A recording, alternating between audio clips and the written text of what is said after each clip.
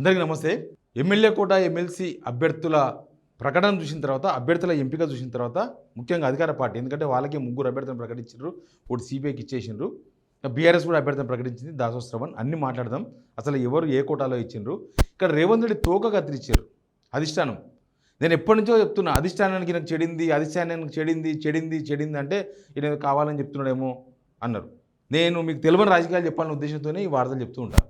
ఎందుకంటే అందరూ, నేను ఎవరినో నాకున్న సర్కిల్లో ఢిల్లీ వాళ్ళతో మాట్లాడతా, నాకున్న సర్కిల్లో కాంగ్రెస్ వాళ్ళతో మాట్లాడతా, కొద్దిమంది మంత్రులతో మాట్లాడతా, అటు బీఆర్ఎస్లతో మాట్లాడుతుంటా, ఢిల్లీలో ఉన్న కొంతమంది పార్టీ ఆఫీసులో పనిచేస్తూ మాట్లాడుతుంటాం. ఎందుకంటే నేను కాంగ్రెస్ చూసిన 6-7 ఇయర్స్ చూసిన కాంగ్రెస్, కాబట్టి పరిచయాలు ఉన్నాయి కదా బాగా. ఇప్పుడు ఏంది, రేవంత్ రెడ్డి తోక కట్ చేశారు. అసలు ఎందుకు, ఏమైంది, ఎట్టెట్లయింది అనేది మీకు చెప్పే వార్త ఇది. మీకు ఈ వార్త చెప్పకన్నా ముందు ఈ వీడియో చూస్తున్న మీకు అందరికీ కృతజ్ఞతలు.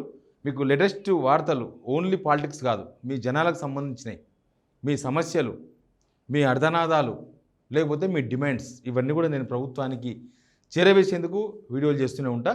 మీరు ఈ వీడియో చూస్తున్న వాళ్ళు కింద సబ్స్క్రైబ్ అనే బటన్ ఉంది, ఆ బటన్ కూడా నొక్కండి. సిగ్నల్ టీవీకి సపోర్ట్గా నిలవండి. ప్రశ్నలకు సమాధానం చెప్పలేని వాళ్ళకు మీరు మా మద్దతు ద్వారా మనం ప్రశ్నిద్దాం మరిన్ని ప్రశ్నలు. ఇకపోతే కాంగ్రెస్ అభ్యర్థులు వీళ్ళు అద్దంకి దయాకర్, విజయశాంతి, శంకర్ నాయక్. బీఆర్ఎస్ అభ్యర్థి దాసో శ్రవణ్. అసలు రేవంత్ రెడ్డి తోక ఎట్లా కట్ చేసిండ్రు? యాక్చువల్గా రేవంత్ రెడ్డి మొన్న ఇండియా టుడే కంక్లేవ్ పోయింది కదా, ఆ రోజు పోయి వచ్చి మళ్ళీ పోవాలి. ఆడ ఢిల్లీకి పోతే అధిష్టానం పిలుస్తుందేమో కూడా పిలవలే. లాస్ట్కు నేను పోదామని రెడీ అయితే రావద్దని చెప్పారు. పోదామని రెడీ అయితే వద్దు, అసలు నువ్వు ఢిల్లీకే రావద్దు, సీఎం ఢిల్లీకి రావద్దని చూసినామా. డోర్స్ క్లోజ్ అని చెప్పాలి. ఢిల్లీలో రేవంత్ రెడ్డికి డోర్స్ క్లోజ్. అది రేవంత్ రెడ్డి గారికి అర్థమైంది. బహుశా ఈ అభ్యర్థి ప్రకటన చూసిన తర్వాత అందరికీ అర్థమైంది, కాంగ్రెస్ కార్యకర్తలు కూడా అర్థమైంది. సో చూడండి, రేవంత్ రెడ్డి క్యాండిడేట్స్ వీళ్ళు. ఓ రెడ్డిలకు ఇవ్వాలనుకుంటే వేం నరేందర్ రెడ్డి, తర్వాత ముస్లిమ్స్కి ఇవ్వాలనుకుంటే షబ్బీర్ అలీ, ఫహీం ఖురేషి, తర్వాత కుమార్ రావు, కుస్మ కుమార్.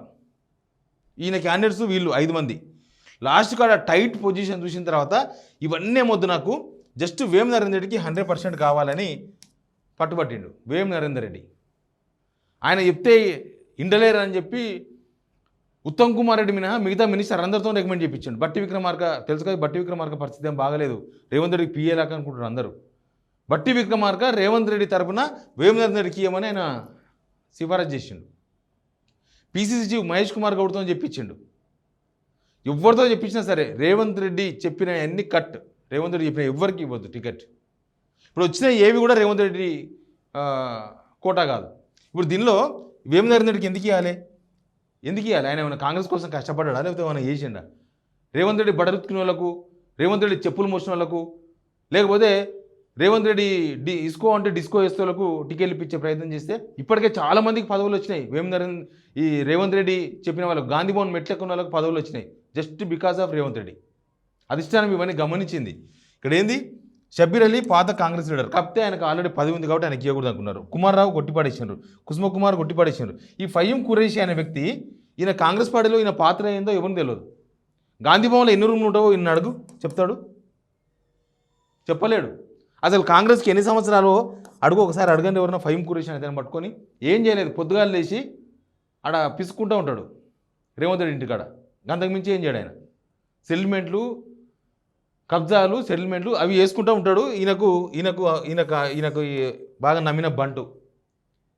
ఇంకా ఇట్లాంటి వాళ్ళని చూపించిన తర్వాత రేవంత్ రెడ్డిని అధిష్టానం ఎందుకు నమ్ముతుంది కదా? మనం తీసుకుపోయే జాబితా స్టాండర్డ్ ఉంటే వాళ్ళు కూడా ఓకే కన్సిడర్ చేద్దాం ఒకటి అనుకుంటారు. ఇట్లాంటి వాళ్ళని తీసుకొని పోయిన తర్వాత రేవంత్ రెడ్డి ఇజ్జత్ ఏముంటుంది?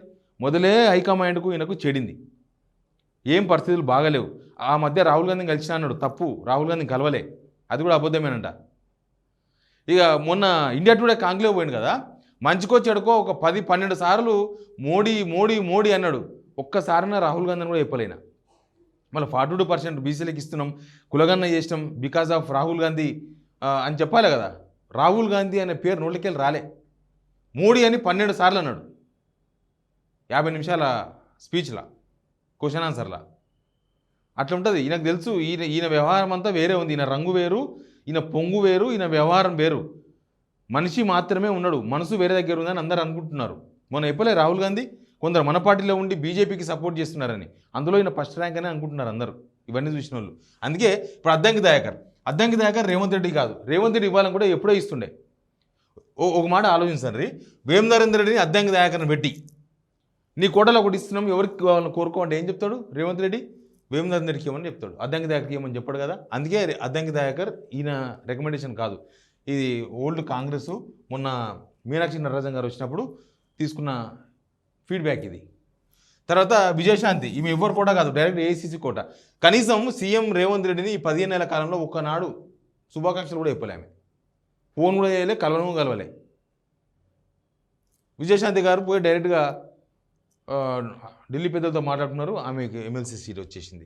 శంకర్ నాయకు కట్టర్ కాంగ్రెస్, డీసీసీ ప్రెసిడెంట్ నల్గొండ, కాకపోతే జానారెడ్డి అండ్ ఉత్తమ్ కుమార్ రెడ్డి మనిషి, వీళ్ళ రికమెండేషన్తో ఈయనకు వచ్చింది. మరి ఈయనది ఏమైంది? ఈయన పతేరేమైంది? ఈయన కథలు ఏమైనాయి? అసలు ఢిల్లీ రావద్దని చెప్పేసి గేట్లు మూసేసే సిచ్యువేషన్ ఎందుకు వచ్చింది? పరిస్థితి దిగజారిపోయింది, రేవంత్ రెడ్డి పరిస్థితి దిగజారిపోయింది. ఆయనను మెడబడి దొబ్బడు ఒక్కడే మిగిలింది. పరిస్థితి చూస్తుంటే గట్టిగా అనిపిస్తుంది. ఒక ముఖ్యమంత్రి తీసుకుపోయిన లిస్ట్ తీసుకుపోయి ఆడ ఇస్టేషన్ పెంటకూపాలంటే దాని అర్థమైంది, నీ పని అయిపోయిందని అర్థం కదా. ఎందుకు అయిపోయిందంటే చాలా కారణాలు ఉన్నాయి, చాలా రీజన్స్ ఉన్నాయి. ఇక ఈయన బీజేపీతో కలిసి ఉన్నాడు అనేది జనం నమ్మడం, లేకపోతే మనలాంటి వాళ్ళు మాట్లాడడం కాదు, అధిష్టానం గట్టిగా నమ్ముతుంది. రకరకాల ఆధారాలు, పార్లమెంట్ ఎలక్షన్స్లో 8 మంది అభ్యర్థులు బీజేపీకి గెలవడానికే రేవంత్ రెడ్డి కారణమని. ఒకవేళ తెలంగాణలో కనుక ఇంకొక 4-5 సీట్లు గెలిస్తే కింద మీద పడి ఢిల్లీలో కాంగ్రెస్ గవర్నమెంట్ వచ్చేదేమో అన్న చర్చ జరిగింది. ఈయన ఏడంతోనే బీజేపీ గవర్నమెంట్ వచ్చింది అక్కడ. ఈయన రోజు మాట్లాడుతున్న మాటలు, ఈయన చేష్టలు, ఈయన వ్యవహారము, ఢిల్లీ పోయినప్పుడు చేస్తున్న వ్యవహారము అన్నీ లెక్క పెట్టేసినారు. రాహుల్ గాంధీని నేనే ఎల్ఓపీ చేసిన, రాహుల్ గాంధీని ఎల్ఓపీ చేసినట్టు నయ్యం. ఇంకా రాహుల్ గాంధీ నేనే పొలిటికల్ లీడర్ చేసిన అని చెప్పలే, రాజీవ్ గాంధీ కూడా నేనే రాసి ఇచ్చిన అని చెప్పలే. అది కూడా ఎంత దరిద్రం పోయేది. మొత్తానికి కాంగ్రెస్ వాళ్ళ వ్యవహారం ఇది. కాకపోతే ఒకటి ఉన్నది, ముస్లిం మైనార్టీకి ఇవ్వలేదు వీళ్ళు. చాలామంది ఆశలు పెట్టుకోండి. యాక్చువల్గా ముస్లిం మైనార్టీకి ఇవ్వలేదు. వాళ్ళు రాత్రంతా గాంధీభవన్ గారు ధర్నా చేసినారు, ఆ బేగమేడ పోలీసులు తీసుకొని పోయినారు, అరెస్ట్ చేసి తీసుకుపోయారు కాంగ్రెస్ వాళ్ళను. గాంధీభవన్ కులవర్తిలో అనిపించింది, గంతమందికి అనిపించారు ముస్లిమ్స్. ఇక సామాజిక వర్గాలు అన్నీ ఉన్నాయి. అద్దంకి దయాకర్ అన్న ఉద్యమకారుడు, ఆయన ఇవ్వాల్సిందే, నో డౌట్. ఎందుకంటే 10 సంవత్సరాలు కాంగ్రెస్ తరఫున మాట్లాడిండు అన్ని వేదికల మీద. గుర్తుంది కదా, కోమటిరెడ్డిని ఉంటే ఉండు అన్నాడు. కోమటిరెడ్డి వెంకరెడ్డి కూడా రేవంత్ రెడ్డి నమ్ముకున్నాడు, అద్దంకి దయాకర్కి ఇవ్వద్దు అనేది కోమటిరెడ్డి వెంకరెడ్డి వాదన. ఇక రేవంత్ రెడ్డి నడిస్తే అద్దంకి దయాకర్కి రాకుంటుండే, రివర్స్ ఇది.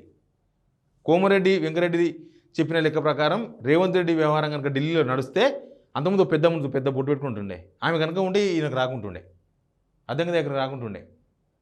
దీపదాస్ మున్షి అంటారు పెద్దమ్మను. విజయశాంతి మహిళ బీసీ అనే కోటాలు ఇచ్చేసిండ్రు. ఇంకా Shankar Naik ST quota plus loyalist అనే కోటాలో ఈయనకి ఇచ్చేసిండ్రు. ఎనీవే ఈయన తోక కట్ అయిందని మాత్రం వెరీ క్లియర్. ఇంకా నెక్స్ట్ దాసో శ్రవణ్, బీఆర్ఎస్కి వెళ్ళి దాసో శ్రవణ్కి ఇవ్వడం కూడా మంచి పరిణామమే. ఆయన ఉద్యమకారుడు, సరే మధ్యలో కాంగ్రెస్కు చాలా రోజులు పోయిండు, కానీ ఉద్యమంలో అయితే ఉన్నాడు, అధికారం వచ్చిన దాకా ఉన్నాడు. కాకపోతే ఒక తొందరపాటు ఎక్కువ, కాంగ్రెస్కి వెళ్ళిపోయాడు.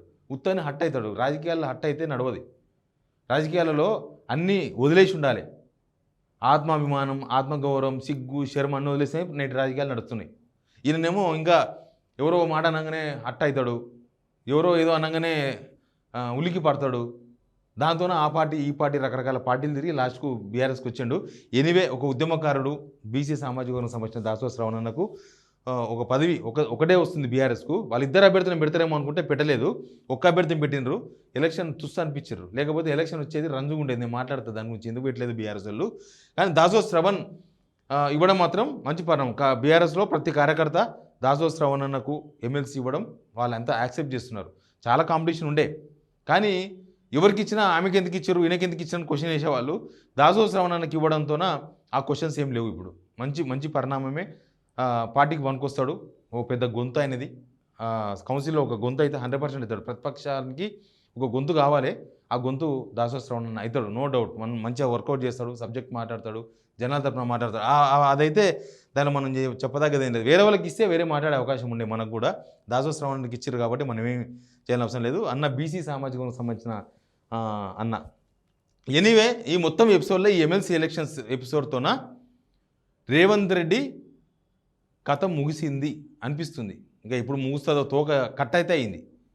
చూద్దాం ఏం జరుగుతుందో. Please subscribe signal TV.